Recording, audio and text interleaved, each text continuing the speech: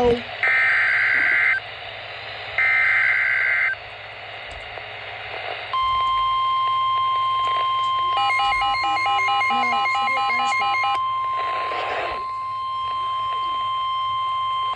National Weather Service in Indianapolis has issued a severe thunderstorm warning for Carroll County, Eastern Tippecanoe County, Clinton County, Western Howard County, Northeastern Boone County, Northwestern Hamilton County, Western Tipton County, until 4:15 p.m. Eastern Daylight Time.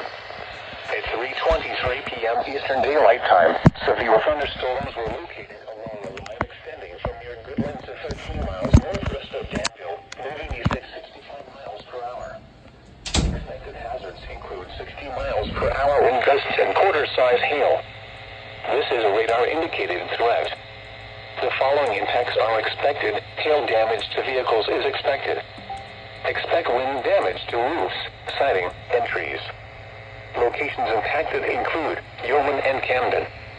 This includes Interstate 65 between mile markers 146 and 161.